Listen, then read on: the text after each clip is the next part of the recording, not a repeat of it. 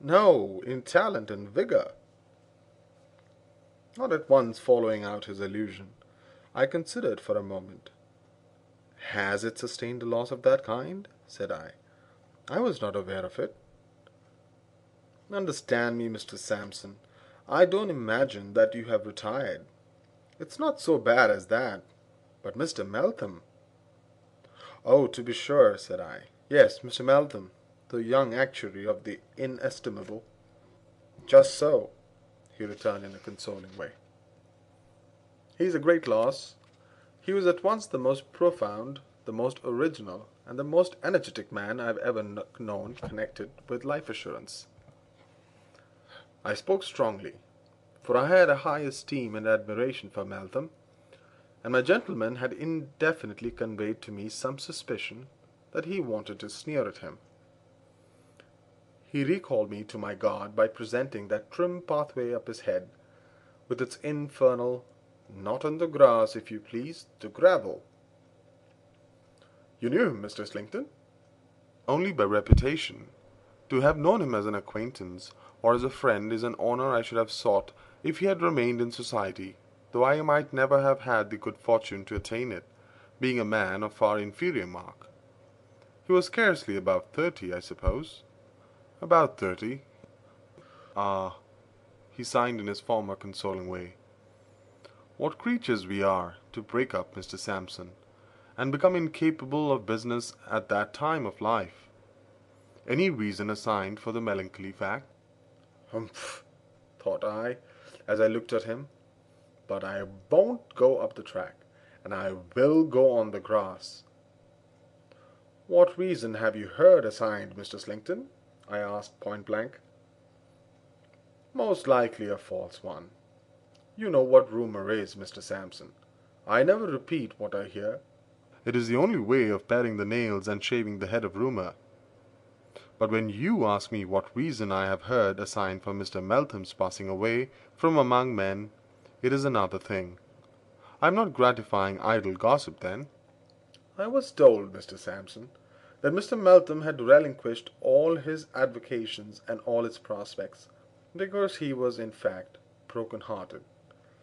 A disappointed attachment, I heard, though it hardly seems probable in the case of a man so distinguished and so attractive." "Attractions and distinctions are no armour against death," said I. "Oh, she died? Pray pardon me, I did not hear that. That indeed makes me very, very sad. Poor Mr. Meltham! She died." "Ah, dear me! Lamentable, lamentable!" I still thought his pity was not quite genuine, and I still suspected an unaccountable sneer under all this, until he said, as we were parted, like the other knots of talkers, by the announcement of dinner: "Mr. Sampson, you are surprised to see me so moved on behalf of a man whom I have never known. I am not so disinterested as you may suppose. I have suffered, and recently too, from death myself. I have lost one of my two charming nieces, who were my constant companions. She died young, barely 23, and even her remaining sister is far from strong. The world is grave." He said this with deep feeling, and I feel reproached for the coldness of my manner. Coldness and distrust have been engendered in me, I knew, from my bad experiences. They were not natural to me, and I often thought how much I had lost in life, losing trustfulness, and how little I have gained, gaining hard caution. The state of mind being habitual to me, I troubled myself more about this conversation than I might have troubled myself about a greater matter. I listened to his talk at dinner, and observed how readily other men responded to it, and with what graceful instinct he adapted his subjects to the knowledge and habits of those he talked with. As in talking with me he had easily started the subject I might have supposed to understand best, and to be the most interested in, so in talking with others he guided himself by the same rule. The company was of varied character, but he was not at fault, that I could discover, with any member of it.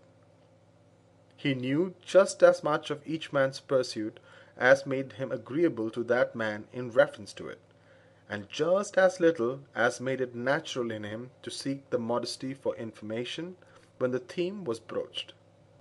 As he talked and talked, but really not too much, for the rest of us seemed to force it upon him, I became quite angry with myself. I took his face to pieces in my mind, like a watch, and examined it in detail. I could not say much against any of his features separately. I could say even less against them when they were put together. Then is it not monstrous, I asked myself, that because a man happens to part his hair straight up the middle of his head, I should permit myself to suspect and even to detest him? I may stop to remark that this was no proof of my sense. An observer of men who finds himself steadily repelled by some apparent trifling thing in a stranger is right to give it great weight. It may be the clue to the whole mystery. A hair or two will show where the lion is hidden, and a very little key will open a very heavy door. I took part in the conversation with him after a time, and we got on remarkably well. In the drawing-room, I asked the host how long he had known Mr. Slinkton. He answered not many months. He had met him at the house of a celebrated painter then present, who had known him well when he was travelling with his nieces in Italy for their health, his plans in life being broken by the death of one of them. He was reading with the intention of going back to college as a matter of form, taking his degree, and going into orders. I could not but argue with myself that here was a true explanation of his interest in poor Meltham, and that I had been almost brutal in my distrust on that simple head. On the very next day, but one, I was sitting behind my glass partition as before, when he came into the outer office as before. The moment I saw him again without hearing him, I hated him worse than ever. It was only for a moment that I had this opportunity, for he waved his tight-fitting black glove the instant I looked at him, and came straight in. "Mr. Sampson, good day. I presume, you see, upon your kind permission to intrude upon you. I don't keep my word in being justified by business, for my business here, if I may so abuse the word, is of the slightest nature." I asked was it anything I could assist him in. "I thank you, no. I merely called to inquire outside whether my dilatory friend had been so false to himself as to be practical and sensible. But of course he has done nothing. I gave him your papers with my own hand, and he was hot upon the intention, but of course he has done nothing.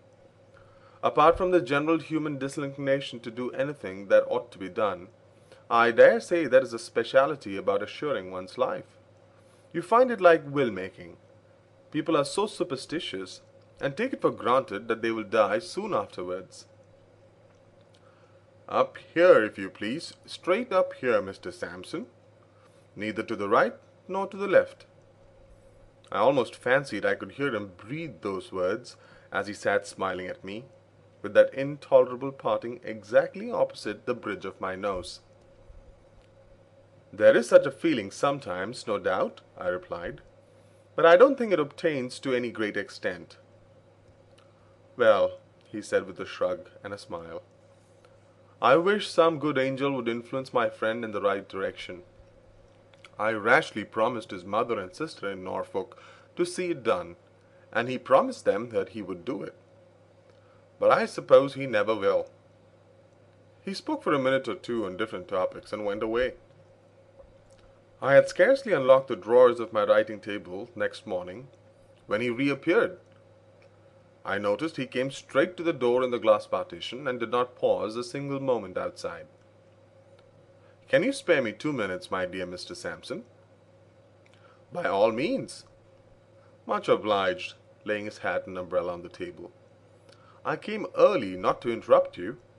The fact is, I am taken by surprise in the reference to this proposal my friend has made." "Has he made one?" said I. "Yes," he answered, deliberately looking at me, and then a bright idea seemed to strike him. "Or he only tells me he has. Perhaps that may be a new way of evading the matter. By Jupiter, I never thought of that.